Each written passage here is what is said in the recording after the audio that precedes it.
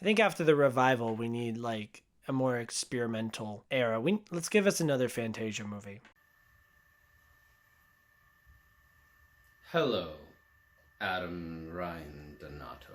Hello, Adam Ryan Donato. Hello, Adam Ryan Donato. Hello, Adam Ryan Donato. Hello, Adam Ryan Donato. Hello, Adam Ryan Donato. Hello, Adam Ryan Donato. Hello, Adam Ryan Donato. Hello, Adam Ryan Donato. Hello, Adam Ryan Donato. Hello, Adam Ryan Donaldo. Hello, Adam Ryan Donato. Hello, Adam Ryan Donato.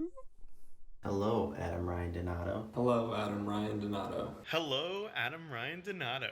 Hello, Adam Ryan Donato. Hello. I am Adam here to talk about something that has taken over my life as of late. The new movie from Disney Animation Studios, Encanto, came out. I saw it. I had opinions about it. Then I let it sit for me for a while, and I was like, wow, I actually really enjoy this movie a lot more than I thought. And then I was like, wait a minute, that's the 60th Disney animated movie of all time? I'm so close to having seen every single Disney animated movie of all time. So I hunker down. I really dive into that wartime era, watch a couple Fantasia movies. What do you know? I am now done watching every single Disney Animation Studios movie of all time, all 60, baby. So I'm going to do a series here where I talk about how I feel about all of these movies. And I'm going to do a big long ranking, but before I do the big long ranking, I'm going to do a bunch of mini ones where I go through each of the eras and I talk about how I feel about them. I rank the movies in those eras. So starting off, we're going to go backwards, starting with the revival era. The revival era started off in 2009 with Princess and the Frog. The only other 2D animated movie on this list is Winnie the Pooh, as they started to switch permanently over to 3D animated movies. 2009 to 2021, which is when Encanto came out. 2009 to 2021 is from 10 to 22 for me, basically. So obviously these movies have a very big personal connection to me. I grew up with most of these movies. I remember seeing a lot of these movies in theaters. So these are the ones I'm going to have the hardest opinions about. That being said, I was 10 to 22, so it wasn't like I have all this great nostalgia for it. Like, I watched it when I was the stupidest I've ever been. I imagine I was stupid when I was younger. Who knows? So I'm going to jump right into my list here. There's 12 movies, so we're going to start at number 12, Ralph Breaks the Internet. I want to get something straight about Ralph Breaks the Internet here. I remember when I saw this movie, I was let down a little bit, but I still generally really like Ralph and Princess Vanellope. I think a lot of it is lame and cheap and dumb and emoji movie-esque, with all the websites and everything. The Disney fan service is hit or miss. Sometimes it is disgusting. Other times it's funny and cute, I guess. Especially a lot with the princess stuff. That being said, Vanellope's princess song is one of my favorites. Usually there's two different types of Disney movie. So you got your more musical oriented one, and then you have more of your open genre flick adventure movie, which Wreck-It Ralph is not a musical. So the sequel also isn't a musical, but they have a little musical number, and it's nice. It's just nice to have a nice little song that's where Vanellope sings about what she wants and what her deal is. I remember the end is sad when they finally resolve the conflict. The conflict's stupid. Ralph is being so weird. All the internet stuff, cyberbullying, it's so weird. I don't care for any of it. At the end, when he's just like waving goodbye, it's still a good movie at the end of the day, I think. I hear most of the people complaining about this movie when it comes to this era, but if this is your worst movie, this is better than like the bottom 4 post-Renaissance movies. So that's really what the revival was about. It was just more of a consistent run. A lot of the revival is just copying Pixar and their style. Like, honestly, if you go up to people on the street and you're like, tell me if this is a Disney movie or a Pixar movie, and you list every movie from either studio in this decade, they're not going to be able to tell a difference. Most people think Coco is a Disney movie. They're just two very different things. Yes, Pixar is Disney, but Pixar is an entity just like how Star Wars is or Marvel is. It's supposed to be separate and different, but now it's indistinguishable, and that's probably why a lot of Pixar stuff is getting pushed to Disney Plus over Disney stuff, because it's redundant at this point. But I already made a video about that. Ralph Breaks the Internet, not great. Ew, look at this guy. He's so ugly. Except when Ralph sings Never Gonna Get You Up at the end, it's delightful and fun, and who doesn't love that song? Number 11, we have probably the best Disney straight-to-DVD sequel. Frozen 2 has so many good things in it, but it's also such a mess and such a disaster. Everything with the plot is terrible. It's awful. It's garbage. There's everything. Nothing's really connected. It's so anticlimactic. There's literally a whole documentary series on Disney Disney Plus about how this movie was rushed. They really didn't even know who the voice was that was calling out to her. And now I think they handled that pretty decently well, however well they could have, I guess. Just the story itself doesn't work. A lot of the character stuff does work. Everyone's song is great. Into the Unknown is very solid. Show Yourself is even better. The Next Right Thing, such a weirdly sad song for this franchise. When I Get Older, really funny how Olaf is just having all these thoughts about like, oh man, and when I'm older, everything's gonna be okay. I love how it ends. When I get older, absolutely everything makes sense. And it's like, oh no, it's gonna get worse. Kristoff's song, Lost in the Woods, is one of my favorite Disney songs of all time. It is fantastic. It is great. Now, his subplot kind of lame, sure, but that song's great. And it's also cool that there's a Disney movie where the guy is the one who's like desperate to get married. Most Disney movies have all these princesses who are like, oh my gosh, I want to get married, this and that. And then, you know, the revival era definitely makes fun of that quite often. But now for Kristoff to be the one who's overly romantic and emotional and insecure, and it's just nice to see a guy be vulnerable in relationship stuff in a Disney movie, I guess. Also, the animation is beautiful. This movie's epic. As a whole, as a movie, a lot of it doesn't work. And it didn't even get nominated for Best Animated Feature, which Disney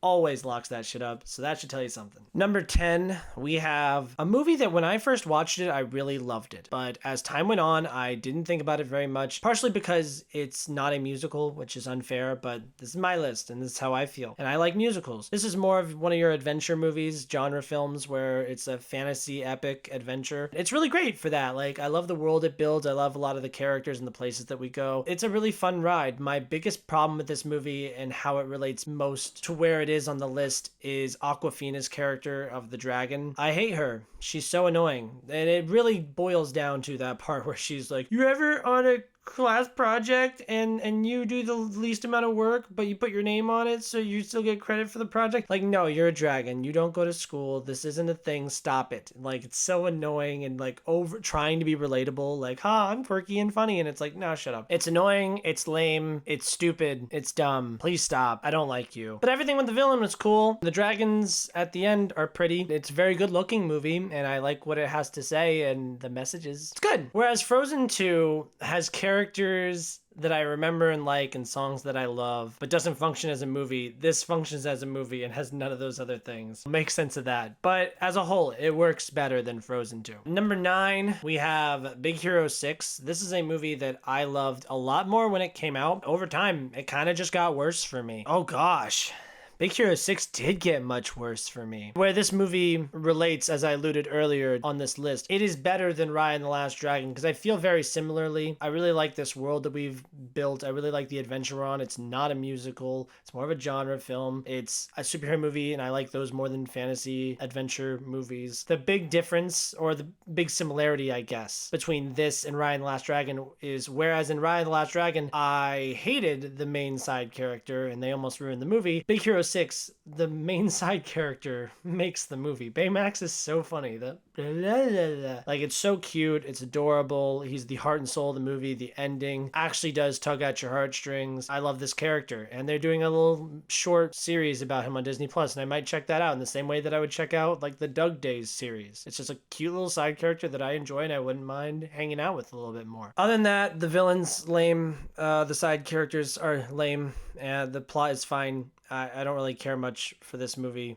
as time goes on, but it's good. It's good. It's all right. It's not bad at all. Number 8, we have the Big Daddy, Frozen, the small one down here. Now, Frozen is obviously the most iconic one on this list. Let It Go is unavoidable. But that being said, it's not just a one-hit wonder. Love is an Open Door slaps. For the First Time in Forever is a bop. Even the little Olaf song is like a cute little song that he sings about not knowing what it's like to be in the summer. Is that how the song goes? Winter's a good time to stay in and cuddle, but put me in summer and I'll be a happy snowman. Like, that's funny. I guess it's not that good of a song if I really can't remember it. In summer. Okay, so I was right. It was about summer. Do you want to build a snowman? I often get mixed up with For the First Time in Forever, but they're both great. The reprise of For the First Time in Forever fucking slaps, okay? Like, that's when the emotion's swelling up and I understand both sides and I care. I love what this movie's trying to be about. So the revival is doing this thing where they like to comment on Disney themselves and kind of correct past mistakes mistakes and try to be more progressive and forward thinking, especially with their female characters and especially with their princess characters who caught a lot of flack. I've seen many videos about it. It's a whole thing. I get it. I'm a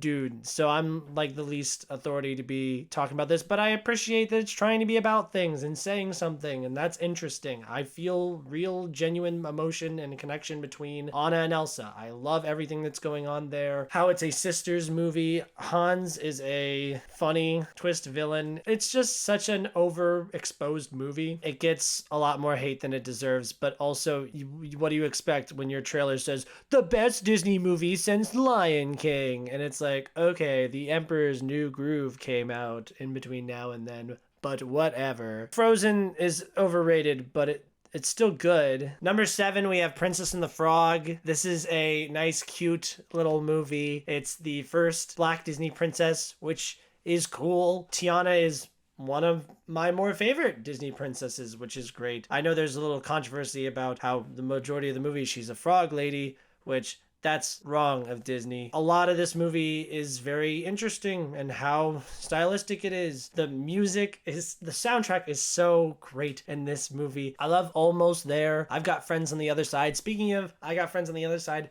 Dr. Facilier is such a good Disney villain. It's so nice to watch a Disney villain enjoy being a villain and singing a Disney villain song. That doesn't really happen much anymore. So it's so much fun. A lot of the side characters aren't as memorable as you'd want them to be. The 2D animation's great. I love John Goodman in this movie. It feels a lot more like a Silver Age Disney movie, which is good. Not too much new here, but nothing bad at all. Number 6, we have Zootopia. Zootopia is a movie that I have gone quite low on in the recent years. I remember when it came out, it was one of my favorite movies of that year. Now, keep in mind, when I first watched this movie, I was alone. I remember about however far into the movie, they revealed that the villain is the lion mare character. And I was like, I knew it. I knew it was him. Case closed. And then I'm like, wait a minute, there is an hour left in this movie. What am I thinking? And I'm like, dang, it really got me there, huh? And I guess that's really stuck with me. But no, it's an actually good movie. I love that it's about things and has a lot to say. It's very overt and it's not a one-to-one comparison. A big thing that people bring up, which I will echo, is just the mom moving her kid closer to her on the subway when there's a tiger sitting next to them. That's perfect. That's such a subtle way of expressing the entire conflict of the movie right then and there. It was great. It was delightful. Nick Wilde and Judy Hopps are an inspired pair. I love Jason Bateman so much. It's a buddy cop mystery movie. It's fun to solve the mystery. I love all the different worlds and areas that we get to explore and all the different animals and just how the world works. Obviously, Flash the Sloth is funny. Idris Elba is great in this movie. The Nudist Colony sucks. There's no music. It's not really that specially animated, but it's really good. I like it. It won Best Animated Feature over Moana, which in hindsight is crazy, but back then we were like, yeah, this is about racism and that's about liking the water, of course. Number 5, we have a movie that is very near and dear to my heart. It's definitely going to be, when I do this, all these lists, it's going to be clear that I have nostalgic bias for a specific franchise that means so much to me, especially with my dad and my sister loving this so much. 2011's Winnie the Pooh movie is a delight. I know I say that word a lot in this list because it's Disney and they're all delightful, but wow, this is a crisp, I think it's just over an hour. Zooey Deschanel does an amazing job with all these songs in this movie. It's so simple and pleasant, just a nice vibe. I love the vibe of this movie so much. It's such an easy watch. It's great. It's so cute. I love Winnie the Pooh so much. It's such a sweet movie, and these are characters I grew up with. It's a me thing, but so is this whole channel. So, number 4, we have the movie that inspired all of this, Encanto. I walked out of this movie thinking it wasn't that special, but I kept singing We Don't Talk About Bruno and Surface Pressure, and I realized, oh yeah, actually this movie is good. I complained about there not being a Disney villain song, which arguably We Don't Talk About Bruno is, but I want a song where a villain is happy and singing all fun, like enjoying being a villain. Like, that's what I want. This movie has a lot more internal conflict and family drama. That's what it's all about, baby. And I love that for this movie. I love the family madrigal. I love the Casa Madrigal. It has so much personality and everyone is so different and cool and interesting in their own way. I still have problems with a lot of the exposition at the beginning and some character behaviors and how the ending is I don't know. I'm usually bad at calling things in movies, but when they saw the vision, I was like, oh, of course she doesn't have to hug her sister. Like, how stupid could you be? It's obviously about the grandmother here. Like, this is obviously a much bigger problem. It's not just like, oh, you and your sister argue too much. No, there's a clear overarching problem here, but it's a kid's movie, so I'm complaining about stupid stuff. The music's great, the animation's great, the feelings are great, what it has to say is great. I've heard so many people talking about how much they relate to a lot of the themes in this movie, and that's so awesome and special. There was a picture of a little kid who looked just like Antonio in this movie, watching the movie, and it's like, that's what it's all about, baby. Maybe there's recency bias. I'd love to see how this movie sits with me over time, but number 4 out of 12 in a generally well-regarded era of Disney movies is not bad at all. I think this would probably make my top 20 overall anyways. Such a dub for Disney Animation Studios, and I'm really excited to see what they do next after this. Strange World, I think it is. Good luck. Here it is, ladies and gentlemen. Number 3, Wreck-It Ralph. This is a movie that I'm surprised by how low it is. I'm surprised. It totally has the potential to be my number 1 movie. One of the genre adventure Disney films. It's not a musical. John C. Reilly is perfectly cast. Sarah Silverman is great in it as well. King Candy is such a fun villain in this movie. I love all the different worlds we get to explore. I love how riding the line it is. This movie could have so easily been Ralph Breaks the Internet and been really cringy and dumb, like when you see Sonic there, but it works. It works so well. I'll tell you, one of my favorite quotes, not even just Disney movies, one of my favorite quotes in any movie ever is, just because you're a bad guy doesn't mean you're a bad guy. Gosh, and when he's coming down at the end, I am bad, and that, come on, when he smashes the cart. This movie has so many feels, and it's so delightful and great. It's so funny. This is top shelf revival era. This is a crowd pleaser of a movie. This is stuck with people for a reason. I'm so happy that it exists. It's the best video game movie, and it's not even about a video game. It's just about a video game. It's not based off a video game, so it doesn't count, but still, the top 2 movies on this list are almost identical. I remember when I was doing the round robin bracket, which, by the way, for all of these, I'm going to do a round robin bracket, which is where each of the participants face off against each other once. So I know exactly what my rankings of these movies are because I pitted each one of these movies up against each other. That being said, the first round I had the top 2 movies against each other, and I got into this big, huge, let's take all the songs and rank the songs between the 2 movies. Let's take all the side characters and rank all the side characters between these 2 movies, because these are both Disney princess movies. I love both of the Disney princesses. They're different, but they're both great in their own way. These are just 2 Disney princess movies that are trying to accomplish different things. The reason why I chose the one to be in first is because it is a lot more forward, whereas number 2 is more of an ode to the Silver Age, the classic Disney princesses. Number 2 is Tangled. It used to be like a trendy thing to be like, oh, Tangled's better than Frozen because Frozen's so overexposed and people don't talk about Tangled as much. But no, Tangled's definitively better than Frozen. I adore Rapunzel. When Will My Life Begin? I Have a Dream. I See the Lights. This movie has so many great songs. The establishing number, the villain song, you have the romance number. Everything works perfectly in this movie. It's got the best Disney prince since maybe Aladdin. Flynn Rider is so funny, is so electric. Zachary Levi does such a perfect job. He's one of the all-time great Disney voices at this point, honestly. It just has so much personality. It's such a fun ride. It's so cute. I feel really bad because it is so great. It's such a great movie. But my number 1 has to be Moana. This is such a boring cover. I really...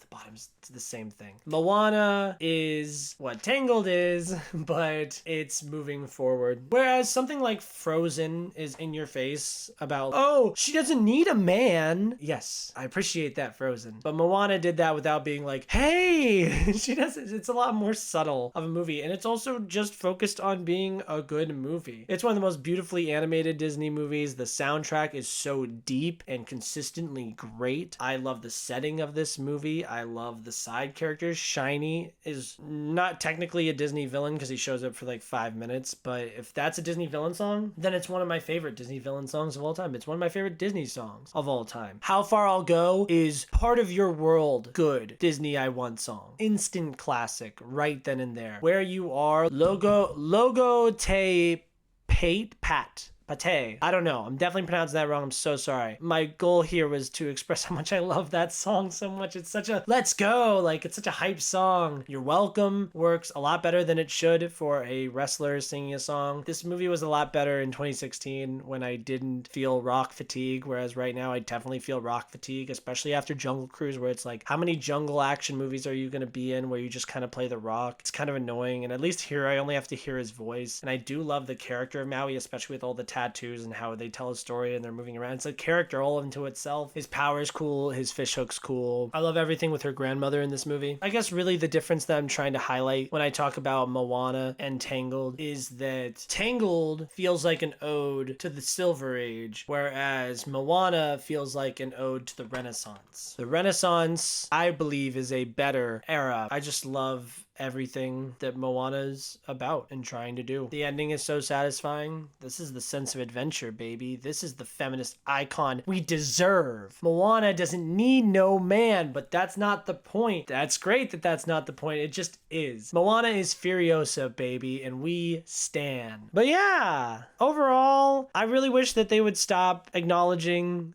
Disney movies and Disney movies. I'm really enjoying all the musicals here. I'm really enjoying the animation. I wish we would did different styles of animation, got a little bit more bold. I think that's why something like Mitchell's and Spider-Verse over at Sony Animation is getting so much hype these days, is because they look so distinct from everything else, whereas this kind of feels same as all the new Pixar stuff. That's probably another reason why like Studio Ghibli contrasts really well. It doesn't look just like everything else, whereas Disney movies kind of feel the same. The only ones, like I said, that stand out in this era is the two 2D animated ones and Moana. Is the revival era over? I don't know. Something big has to change for the era to change, or maybe that's something that like later on in time, like maybe during the Bronze Age, we were like, no, we're in denial. We're like, no, we're still in the Silver Age. I think if we are to make an argument for the new era of Disney, I would say that it starts right around Ralph Breaks the Internet. So Zootopia is the last of the revival era where it's like, okay, well, we won Best Animated Feature 3 of the last 4 years. Frozen 2013, Big Hero 6 2014, 15 was Inside Out, and 16 was Zootopia, and it could have been Moana. So you win 3 out of 4 years, then you go and you make sequel garbage just like Pixar with Ralph Breaks the Internet, and then Frozen 2 because you shot yourself in the foot. Then you try to do something different and cool with Raya the Last Dragon. Then you try to make something standard Disney with Encanto. And I feel like we're getting back on track. I don't know.